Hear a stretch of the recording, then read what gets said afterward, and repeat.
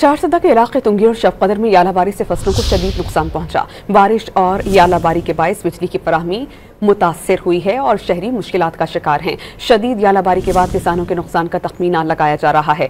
पत्थर नुमा ओले से बचने के लिए लोग महफूज जगहों पर पनाह लेते दिखाई दिए। चारसदा के इलाके तुंगी और शवकदर में यालाबारी से फसलों को शदीद नुकसान पहुंचा। बारिश और यालाबारी के बायस बिजली की फराहमी मुतासर हुई है और शहरी मुश्किलात का शिकार हैं। शदीद यालाबारी के बाद किसानों के नुकसान का तखमीना लगाया जा रहा है। पत्थर नुमा ओले से बचने के लिए लोग महफूज जगहों पर पनाह लेते दिखाई दिए।